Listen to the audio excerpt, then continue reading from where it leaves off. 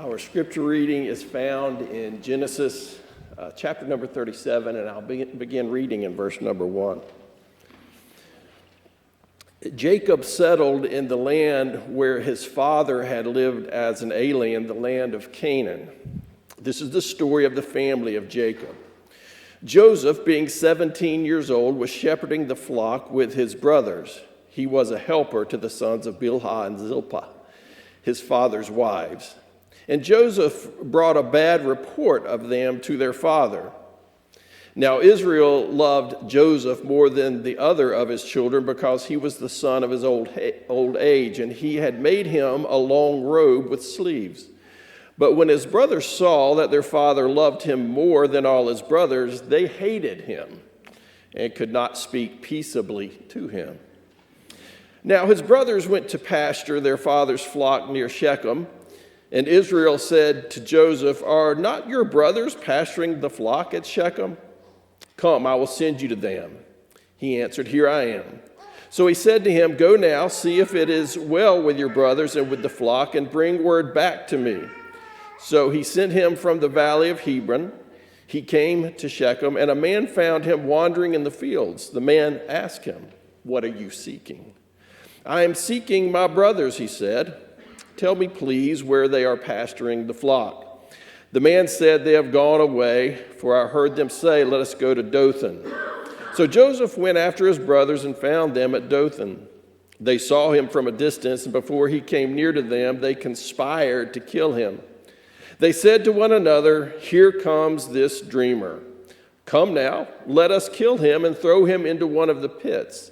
Then we shall say that a wild animal has devoured him, and we shall see what will become of his dreams." But when Reuben heard it, he delivered him out of their hands, saying, "Let us not take his life." Reuben said to them, "Shed no blood, throw him into this pit here in the wilderness, but lay no hand on him, that he might rescue him out of their hand and restore him to his father." So when Joseph came to his brothers, they stripped him of his robe, the long robe with sleeves that he wore, and they took him and threw him into a pit. The pit was empty, there was no water in it. Then they sat down to eat, and looking up, they saw a caravan of Ishmaelites coming from Gilead, with their camels carrying gum, balm, and resin on their way down to Egypt. Then Judah said to his brothers, "What profit is it if we kill our brother and conceal his blood? Come, let us sell him to the Ishmaelites and not lay our hands on him, for he is our brother, our own flesh." And his brothers agreed.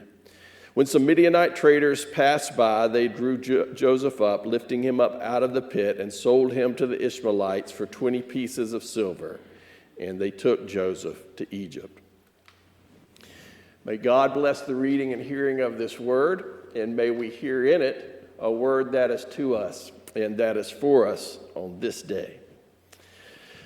Something occurred to me very early in the preparation of this sermon, and that is that I have never preached a sermon based on this passage.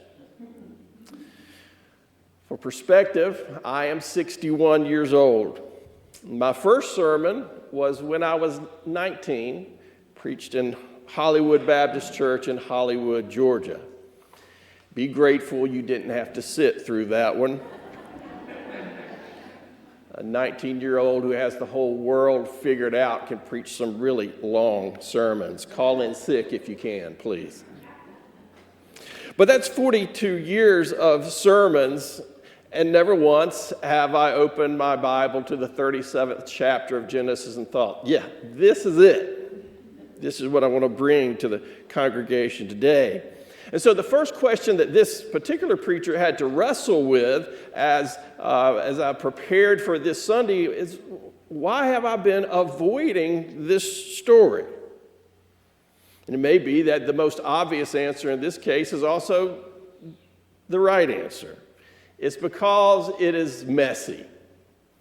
I could use the word complicated, but I think the better adjective is messy. It's just plain messy. Now, if you feel in any way bad about the dynamics of your family, this story will make you feel better, if nothing else. Nowadays, we would call them dysfunctional, and that'd be quite an understatement. The family members resent one another. They are jealous of one another. There is a parent who shows favoritism to one of the children, and there is a favored child who acts like a brat. And there are siblings who quarrel with one another. This sounds like family so far, right? The story has a bit more to it, though. It includes such unsavory themes as slavery, human trafficking, murder, deceit. If we dive in and look behind the scenes, we'll find some incest as well. So yes, if I have been avoiding standing behind a pulpit and preaching about this passage, I would say, yeah, what pastor in his or her right mind wouldn't at least be tempted to avoid this mess? I suppose these days I am less inclined to avoid such messes because I know by now what you know, and that is that life is messy. Families, even the best of them, can get messy. Relationships, as life-giving as they are, can be messy. I once knew a couple, two wonderful people, whose only flaw, as far as I could see, was that they were too perfect. I just didn't know how to get my head around the life that they seemed to be living. I just couldn't do it. And then one day, without intentionally eavesdropping, I overheard a conversation in which they were having a petty disagreement. It wasn't terrible by any means, but they were just sticking, these two perfect people were sticking little barbs into one another.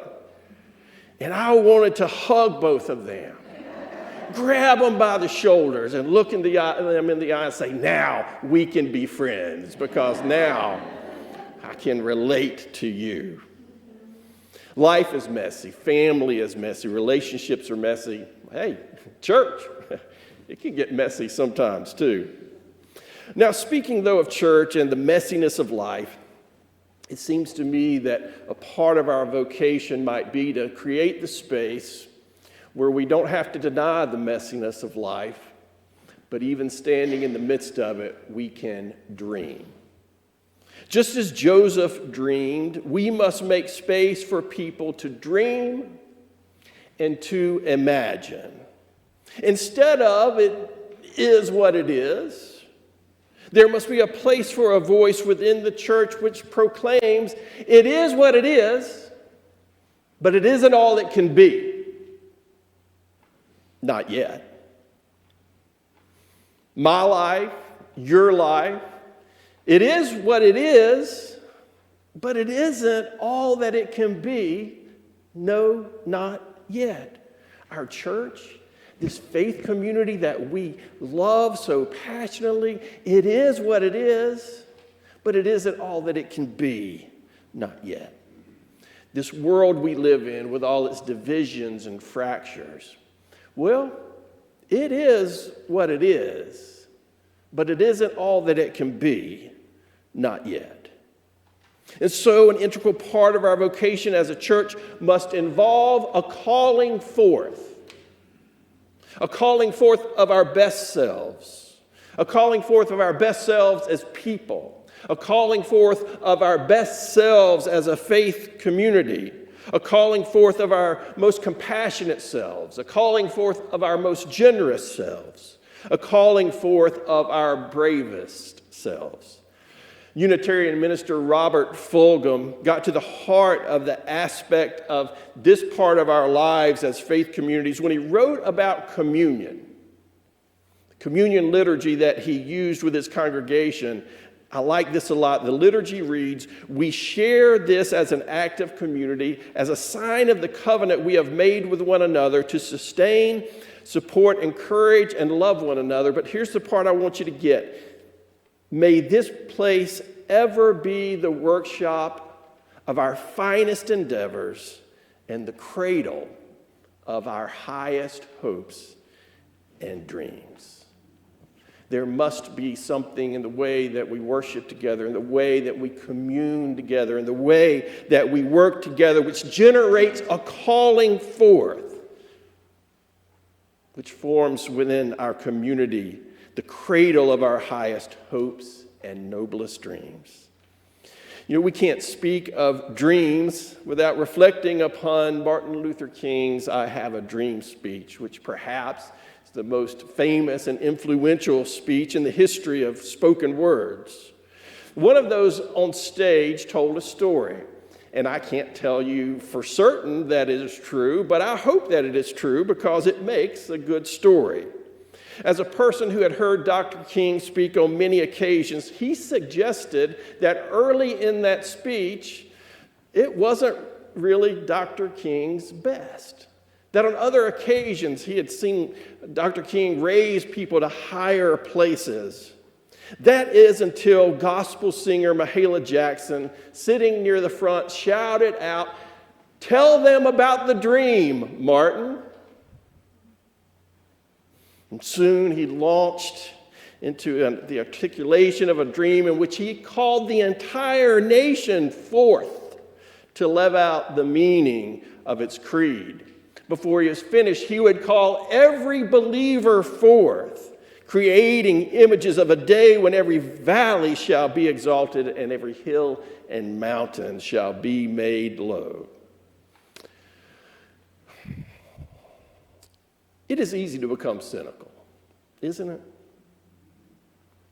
With all that we face, with all that we hear and witness on a daily basis, it is easy to be cynical in the face of the sad normalization of hostility as a way of relating to the world. It is easy to become cynical in the face of an ever-increasing political and religious divide. It is easy to become cynical in the face of regressive movements which wish to call our society backwards, retreating from hard-earned gains in the pursuit of human equality. It would be easy to become cynical. But if we are to be protected from the clutches of cynicism, we will need our dreamers and we will need to listen to their dreams. We will need those who see what is, but who still maintain a vision of what can be. Yes, Lord, let this be the workshop of our finest endeavors and the cradle of our highest hopes and dreams. There's a particular thing that we need to note about this passage this morning. It is only a small part of the overall story of Joseph. There's more that we know about it. We do know that Joseph was sold into slavery. We know that he was unfairly arrested and put into prison. We know that his capacity to interpret dreams then made him useful to the people in power in Egypt, and he rose to a place of prominence and power himself. We know that a famine descended upon the land and that ultimately his brothers, those same brothers who wished to be rid of him, they journeyed to Egypt for help. It is here that Joseph is reunited with his family, and the story takes on a theme of grace and forgiveness. But here is the thing I want us to note. Throughout the whole story, there is little to no mention of God speaking or intervening or being involved in what was unfolding.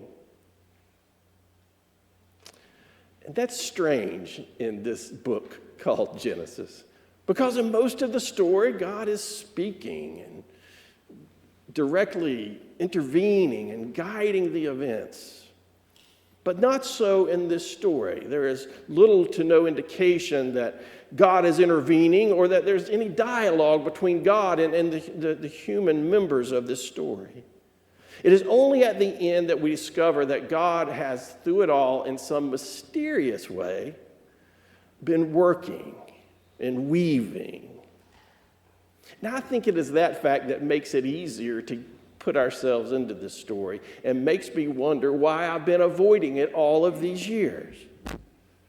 Because how God is moving, and even if God is moving, is a thing that we as tiny human beings have a hard time discerning, and only the most haughty among us would speak with clarity and declaration regarding what God is up to. But because we are Christians, so much of our language, so much of our symbolism, so much of the language of our hymns revolves around themes of death and resurrection. And that is how we most often talk about what God is up to. What those words and symbols and hymns don't convey, however, is how messy and difficult it can be for human beings living in the space between death and resurrection. Deanna Thompson is a minister who was diagnosed several years ago with stage 4 breast cancer. But she survived. The experience even took her to new places in her vocation and in her ministry and allowed her to touch the lives of those she'd been unable to touch before. But it wasn't easy, and it never became easy. She wrote some words which I believe are incredibly insightful in terms of what it means to be the church for people who are living in and through the sometimes traumatic events of life. Even the central theme of our story, crucifixion leading to resurrection, is insufficient. Is an insufficient answer to people caught up in the clutches of life-altering events. I implore you to listen to her words. I think they are important. For too many who live in the aftermath of traumatic events, a tidy, linear cross to resurrection narrative simply doesn't map the reality of their undone lives.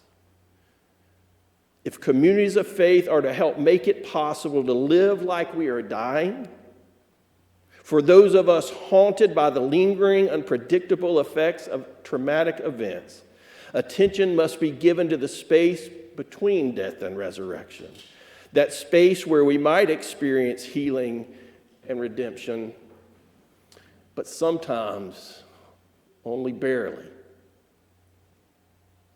and only faintly. Where people go on even when they can't. You see, for some, even for most, perhaps for all of us, eventually our dreams become narrow and less grand. For some, the dream becomes the hope for a day in which grief is no longer suffocating the soul. For some, the dream becomes the hope for a day which is not accompanied by the paralyzing fear that something sinister is at work in their minds and bodies. For some, the dream becomes getting through one more day and one more long night in an attempt to go on even when they can't. For some, the dream becomes an effort to survive the unsurvivable. For some, the dream is narrowed down to a prayer for just enough determination not to go quietly into the good night. The church must be a place for people to dream dreams of changing the world, but it must also be a place for those who dream of making it through the night to one more day.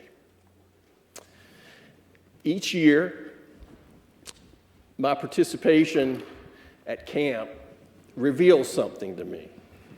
It reveals how good of shape I am in, or not.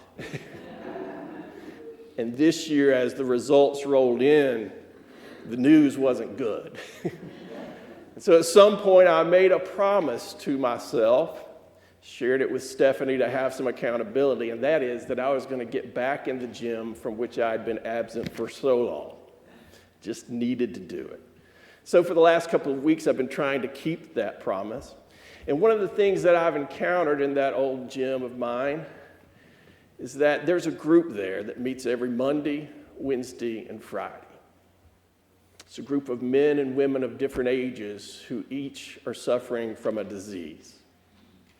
They're suffering from a disease that is terminal. They're suffering from something in which the odds are stacked against them. They're fighting a battle that they're not going to win.